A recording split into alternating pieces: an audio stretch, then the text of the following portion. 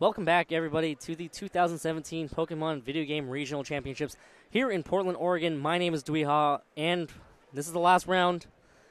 Zach Drakeham with me. Unfortunately, you're going to have to leave me after this round. Probably. Hopefully not, but after today, most likely, I guess. yeah. Anyways, down to the wire. Only a couple more tables that are X and 1. For sure, X and 1s will cut. A couple X and 2s may trickle in. A couple of 6 and 2s may trickle in. But you never want to be having to rely on resistance. And we got a exciting match for you guys between Aaron Zheng versus Hayden McTavish, two players who had probably their best Worlds runs at the same year in 2013. Different divisions, but still, Aaron got top 4 that year, and Hayden McTavish got, well, he won in the senior division. Yeah. So that's still pretty hype.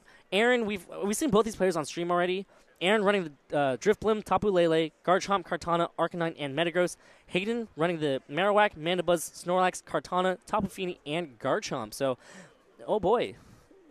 Let's see how these two players match up. Yeah, it's kind of cool to see two teams we've already seen today interact. See how they, two winning teams interact. Tapu Fini, something that we haven't seen. I think Hayden might be one of the few up in the upper tables with that Tapu Fini. Yeah. Yeah, he's maybe one of the only ones we've seen. Who else was there? Conan didn't have it. I don't know about Tom, but a couple. We didn't see him on stream, but nobody else we saw except Hayden today. He was the only one with Tapu Fini. So yeah. So all right. I'm so excited to see what happens here between these two. Yeah, two world-class players. Yeah, it's kind of hard to pick out on paper. It doesn't look like there's a lot of the games we've seen something really straightforward. I don't think Hayden's going to bring Marowak, but other than that, it seems like everything's kind of fair game. I'm almost wondering if Aaron will probably maybe bring the Metagross to this one, considering Hayden probably doesn't want to bring Marowak. Should be interesting. Mandibuzz and Kartana leads for Hayden, as we see Tapu Lele and Drifblim, the new core that's pretty popular. The Lele Drifblim lead going to go ahead and make the battlefield weird and activate Drifblim's Psychic Seed. Going to also activate the Unburden, doubling its speed, making it such a great partner. The Ghost typing, so great. Yeah, but the Ghost typing's great, but not when you have a Mandibuzz across from you. And Mandibuzz is the one thing that I think people use to beat Drifblim, from what I understand. I think Nick Navarre-Nails, one of the top players in the U.S., mentioned was that Mandibuzz is one thing he really likes to bring against this. Even though you do take a lot from Moonblast, it's something that it's really reliable. It does this in Tailwind, but it also resists Drifblim, and it can get foul play off on the partners while dueling with Tailwind, Roost, and all. It's almost the same thing, just a Dark type. Yeah, and this Kartana actually puts a lot of pressure on that Tapu Lele as well to kind of protect that Mandibuzz too. Yeah, it does. It's kind of interesting how this works out because you've got the Kartana beating the Lele and then the Mandibuzz beating the Drifblim, but the other ones, you flip the sides, and it's like Drifblim threatens the Kartana, and the Lele threatens the Mandibuzz, which withdrew.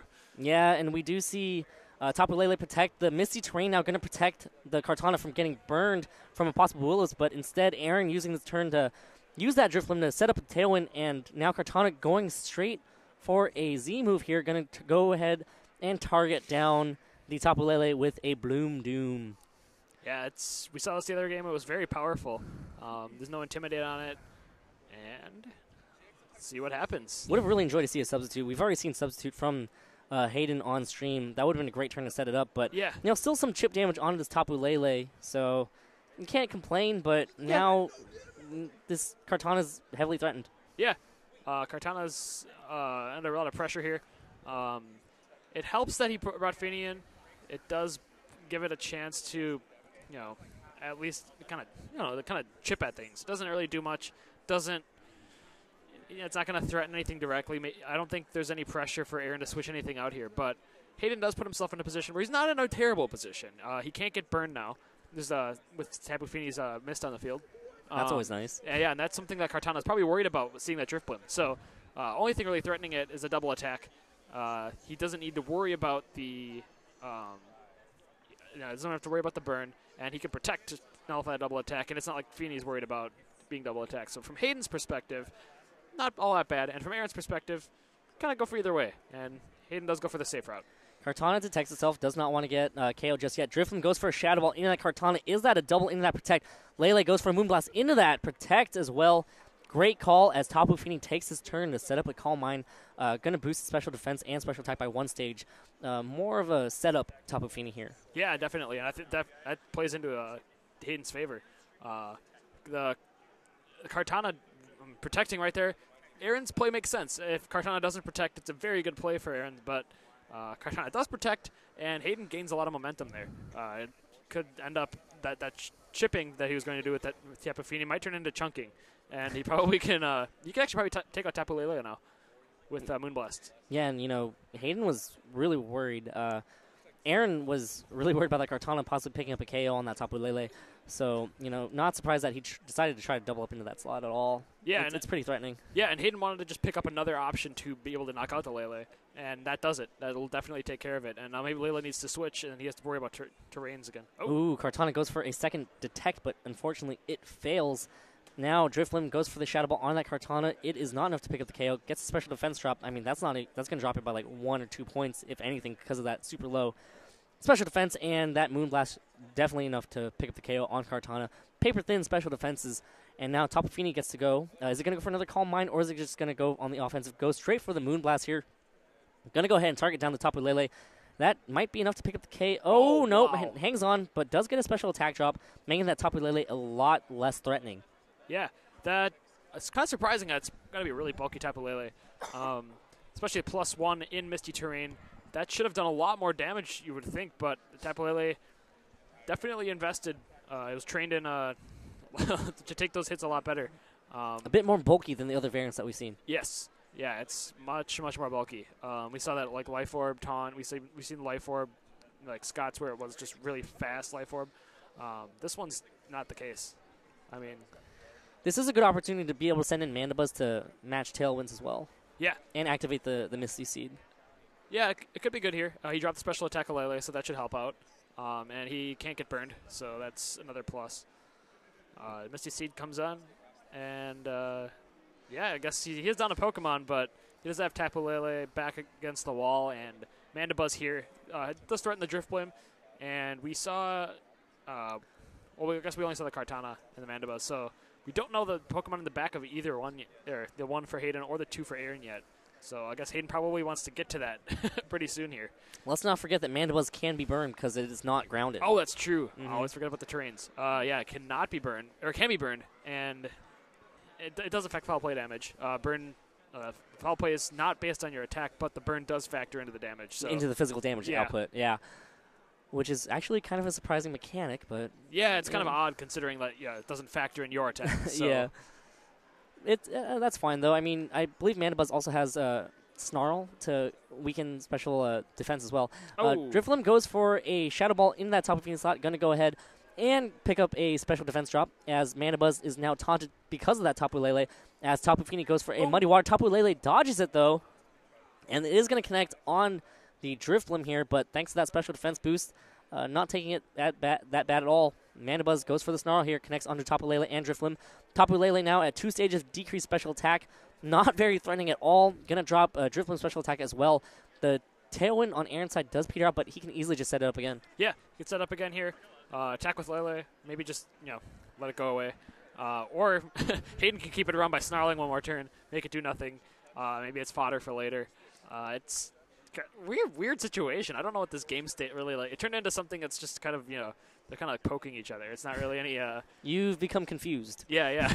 I'm not necessarily confused. It's more of just... a lot of the games you've seen today have been high firepower. There's been Tapu Koko and Garchomp using a Z move, where this has been kind of 30%, 20%. This is 2 world-class players going up against each other. That's why. And that's definitely, different case. I mean, I guess you can't take away from Cams, but... you mean Hayden? Well, when Cams did the hyper offense. But, Gotcha.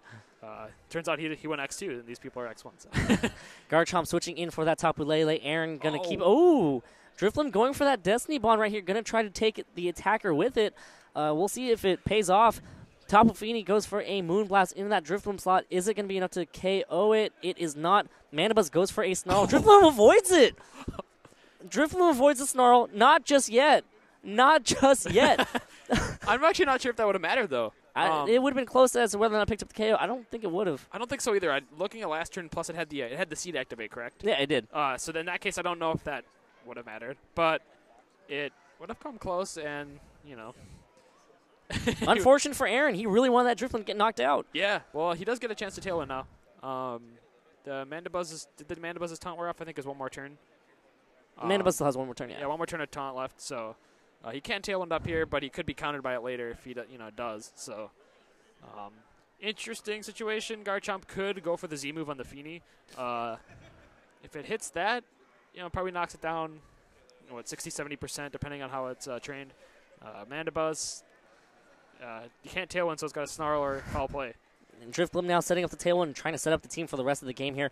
Looks like Garchomp is going to go for that Tectonic Rage and target down this Tapu Fini here. Going to try to do massive amounts of damage to this Tapu Fini. You got to hit it on the physical side since it does have one Calm Mind under its belt.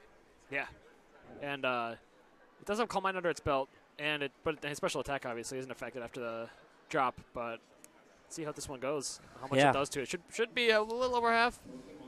Should be a lot of damage here. Tapu Fini hangs on, activating the Pinch Bear. Going to use its Mago Berry and heal back to a little over 50% as the Muddy Water connects right now on a Drifblim and Garchomp. Going to knock out the Drifblim, bring Garchomp down to a little bit over 50% here. And now Mandabuzz goes for a foul play on this Garchomp here. Is that going to be enough to pick up the KO? No, barely hangs on. Barely hangs on. So 3 hit points puts it in range for anything. You could snarl it at this point and be okay. The Mandabuzz's taunt does wear off, so he is in position to tailwind if he's able to get it off. If you get a Tapu Lele in here, the Moonblast plus a Garchomp move could potentially knock the Mandabuzz out. Kartana, though, comes in, and that threatens the Tapu Fini. Even under Tailwind, it might not even make sense to set up Tailwind at this point. Yeah, and oh boy. 3-on-3 in the situation. Garchomp barely hanging on. There's still we haven't seen Hayden's last Pokemon yet, have we? No, we have not seen Hayden's last Pokemon. It could be anything from Marowak, Snorlax, Garchomp, any of those 3. If it is Garchomp, he probably wants to set up the Tailwind. If it's either of the other 2, I don't think he cares. I think his move will indicate what's in the back, or at least it'll deduce whether or not it's Garchomp. And Aaron, of course, still has that Tapu Lele in the back, heavily damaged, almost KO'd as well. So Kartana really the healthiest Pokemon remaining on Aaron's side. Tapu Lele and Garchomp are pretty much on the verge of getting knocked out. Leaf Blade from that Kartana picks up the KO on Tapu Fini. Going to go ahead and get an attack boost, but that's just bait for the Mandabuzz to just foul play it. Yeah, and I don't know if we caught the item on it, but Garchomp goes for the Fire Fang, gets the burn. All right. Mandabuzz using this turn to set up Tailwind, though, setting up the end game right now for one more Pokemon on Hayden's side. Depends on what it is, I guess. Yeah, if it's a Garchomp, I don't think he wants it to be Garchomp. I think he wants it to be Snorlax at this point. None of them are really appealing, but Marowak. So I don't mind that. I mean, you can. This is not bad position for Hayden because of the Tailwind, Mandabuzz can take care of the Garchomp. Marowak can do good damage to that Kartana. But don't forget that the Tailwind's also up on Aaron's side. So Aaron's actually faster on both Pokemon right now. Yeah, I forgot about that. For 2 more turns. So this turn he has to likely pick the Garchomp Protect. That's basically what it comes down to. If Garchomp and Marowak both Protect here, Hayden's got to go for the double, and this is the whole game theory thing where is it better for him to attack right now because there's a 50-50 technically, or not all about that Tailwind because Drifblim just felt like so long ago. Yeah, it feels so long ago, but it wasn't that long. It's gotten 2 Tailwinds up this game. Kartana now going for the Smart Strike, targeting down the Mandabuzz. Is it going to be enough to pick up the KO? No, it is not. Garchomp now goes for the Fire Fang, leaving that Marowak alone. Mandabuzz does not hang on with the critical hit. So Mandabuzz goes down, and now it's going to be Marowak versus pretty much the rest of Aaron's team. Does go for the Flare Blitz, and that's going to probably bring Kartana down to the Focus Sash here. So that should do it for Aaron. Aaron should be able to seal the deal here. I mean, even if he would have got the Snarl off. Oh, gets a burn, knocks out the Kartana. Well, not take consolation prize. If he does get the Snarl off there and doesn't burn, there's still not really a whole lot going on. The Mandabuzz would faint from the burn, and the Lele would come in and probably finish off the Marowak. Unless he would solid Tailwind. So that he has to solid the Tailwind. Yeah. If he can solid the Tailwind, this could be it. Yeah. Well, the issue is he doesn't have a. Let's see the Earthquake. Yeah, he has Earthquake. He's already used the Tectonic Rage. But then in Aaron's case, he can double protect. That's true. So yeah, not double protect, but protect on both Pokemon is the best way to put it. I don't think there would have been a way. Yeah, Aaron pretty much has it. Yeah. There's no priority that Marowak has at all. Unless it has like substitute. Marowak? Yeah. I mean, it doesn't, but it has, yeah. It has Perish Song. Yeah. I think Hayden's out is actually to Earthquake. stall out the. So he has to stall out the Tailwind, right? Yeah. And then the only chance is if Aaron gets too defensive and protects, sets up the Perish Song on Marowak's side, and then stalls out 3 protects in a row. That's like his only way. I think he has to Perish Song next turn. That's his win condition. Yeah. So Tapu Lele now protects, not going to want to get knocked out just yet, possibly from an Earthquake. Marowak also protecting here, and Garchomp probably going to go for the Earthquake. I think there it is. Yeah, I think Tapu Lele finishes off anyway, though. What's that? I think Tapu Lele finishes it off next turn anyway, because he can just Earthquake Psychic. Unless he wants to go for a double protect. No, if he Earthquakes, though, the Lele is going to get knocked out. But does Marowak get knocked out? Man, yes. He has to. Yeah, all right. Yeah. He has to go for the double protect, I'm pretty sure. No, I mean, it's over. It's over. There's just no way. The only way was if somehow Tapu Lele got knocked out that turn. But there was no way for Tapu Lele to get knocked out. Aaron's not just going to sacrifice Tapu Lele. Gotcha. I feel like my brain's just getting really tired. Dude, it's the last round, man. Yeah, these are 2 high-level players, and we're just 2 people talking about this game. Yeah, for 8 straight rounds. Yeah.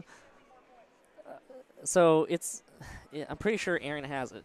Pretty sure. Just go for Tapu Lele. Just go for the Psychic. But if he kills the Lele, oh, that's true. He would just Earthquake next turn. Well, if he hits the Lele here, Shadow Bone into the Lele, but of course now Garchomp, yeah. Garchomp can just Earthquake. It should be able to pick up the KO. It's just a single target Earthquake. That's it. But he got the critical hit, and that's what matters. Yeah. Yeah. Take it none harder. Yeah. Yeah, just a single target Earthquake finishes Marowak off. Hayden, a little unlucky. Toward the end there, it's just a weird situation. It was a weird end game. I don't know if it would have ended up playing out in his favor. But Aaron played really well. I don't know. It was kind of an odd game. Yeah. It was weird, like the battlefield. The battlefield was weird. Yeah. Yeah, it was. Going now in game 2, we're going to have to figure out how Hayden can make adjustments to try to take this away from Aaron Zheng. Aaron Zheng moves one step closer to making it all the way to the top cut here at the Portland, Oregon Regional Championships. Just one more win, and he secures he punches his ticket. Yep. To the top 8. Yeah, and either one could technically punch their ticket to the top 8 if they lose, but again, don't want to do that, as we talked about. Don't count on it. You don't want to count on that. Don't count on it. You want to win this set, so. Guaranteed ticket versus maybe we'll let you on if it's not full already. So I think Hayden has the tools to come back if he wants to. Aaron definitely showed that he has the ability to beat him, but I feel like these teams are pretty evenly matched. It looked like Hayden made some good plays to get himself in position, and then maybe letting the Feeny feint to the Leaf Blade instead of protecting, not giving himself an extra turn. That could have been something he could have avoided. I feel like Aaron was a step ahead, and I feel like what we can watch for is Hayden to adjust. Definitely is possible. It's not like some of the matchups we've seen earlier, like Raphael versus Phil. That was a tough one. This isn't quite that level. It's a lot more even, and it's, again, 2 very skilled players. So should see some fireworks here. Maybe not in the way we've seen them earlier, but a lot of skill play. I think that Hayden. I remember in the first game, Hayden kind of blew that Bloom Doom into that Tapu Lele Protect. That would have been a perfect turn for him to be able to set up a substitute. Yeah, and that's where maybe he got a step behind. Yeah. And then he kind of he made a play to get himself back to par, and then fell behind again with the Tapu Fini taking a Leaf Blade. And then the end of the game, maybe negligible.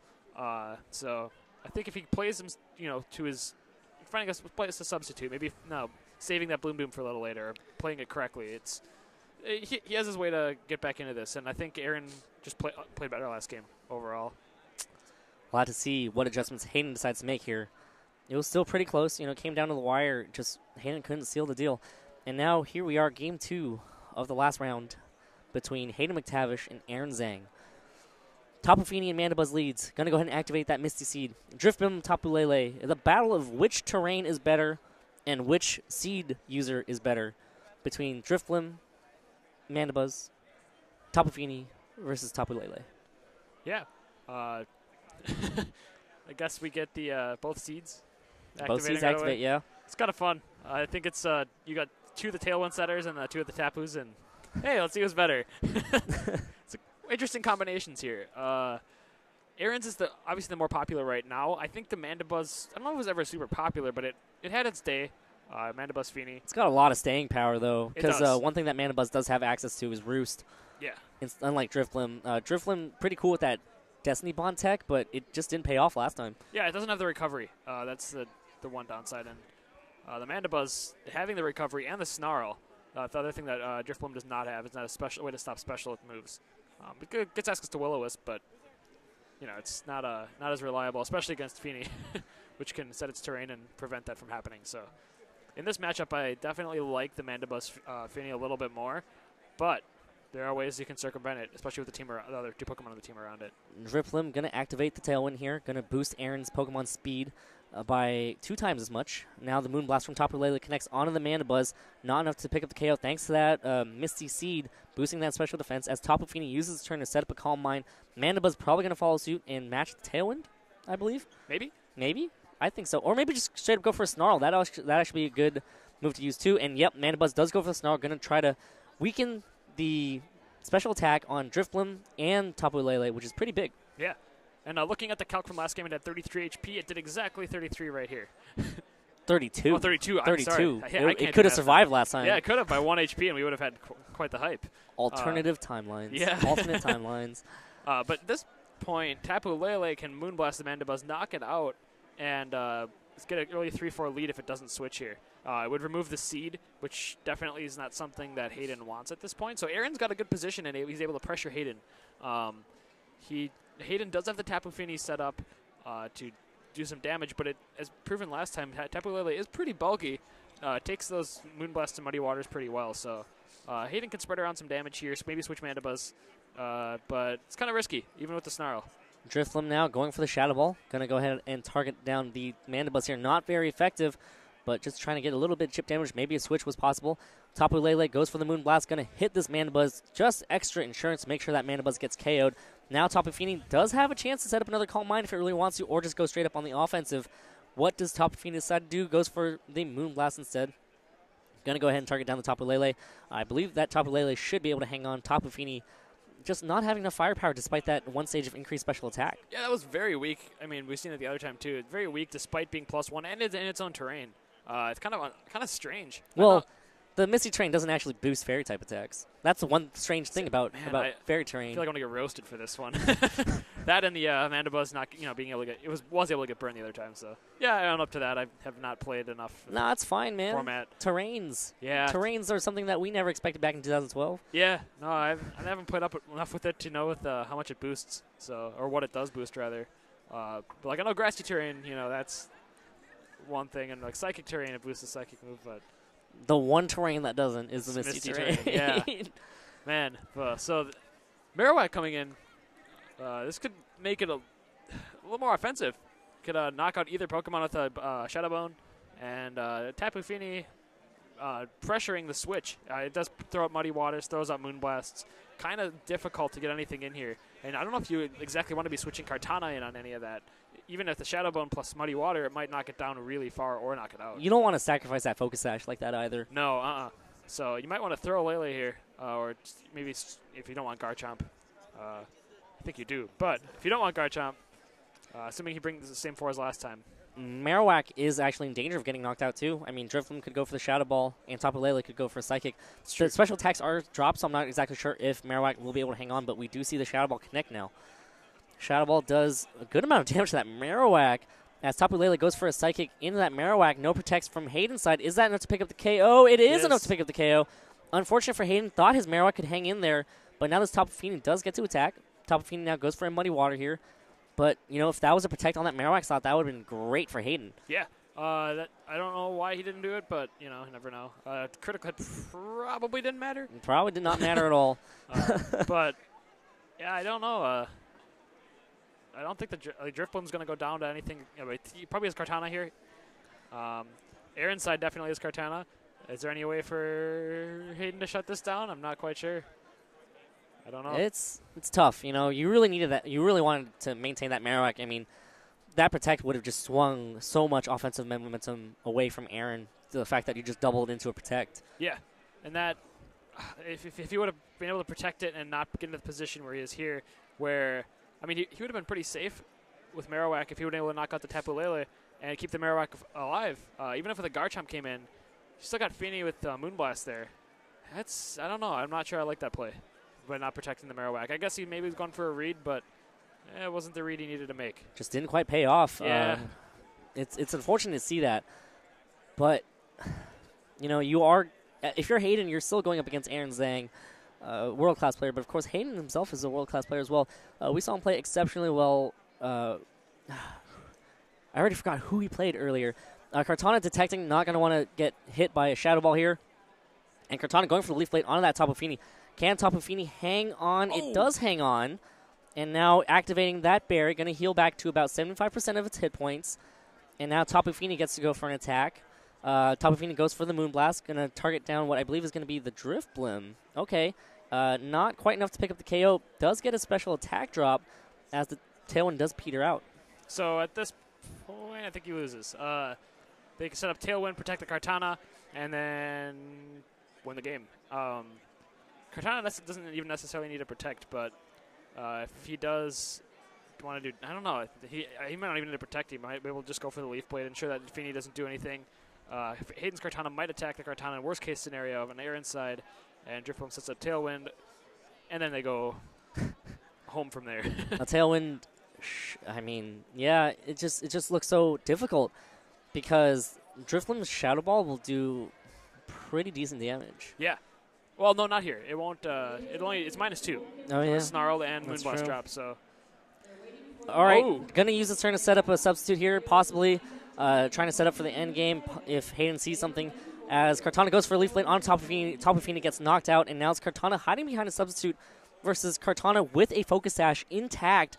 As Kartana on Aaron's side does get a Beast Boost, does get the attack boost, and it does protect itself from a possible Will-O-Wisp. Not even sure if Aaron's Driftbloom carries Will-O-Wisp, honestly. Shadow Ball, Destiny Bond, Tailwind. Did we see a fourth move? No, I don't think so. So we don't know, but I don't know.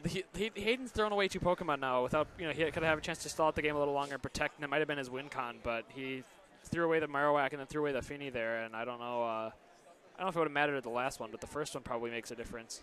Kartana on Aaron's side going for the Sacred Sword. That is enough to do it, and Aaron Zheng takes it away from Hayden McTavish, moves on to 7-1, guarantees his ticket to the top cut of top 8 here at Portland, Oregon. And unfortunately for Hayden, he's going to have to rely on tiebreakers, but that doesn't mean he doesn't have a chance. Yeah, no, he could have a good chance. I mean, especially now with 7-1 on your resume. You lose your last round. Typically, you have a better chance than the people who went 0-1 or 0-2 or 1-2 or 2-2 even. And hopefully, and for Hayden's sake, he does make it in. He has a good team. He played well on stream last time. I think he played pretty well game 1. Fell just a little bit short, but I think especially if he's able to realize his mistakes. Somebody of his player of his caliber can rebound pretty easily. Yeah, and they both played exceptionally well. It's just going to game 2. I'm actually just surprised that Hayden decided to throw away that Marowak so easily.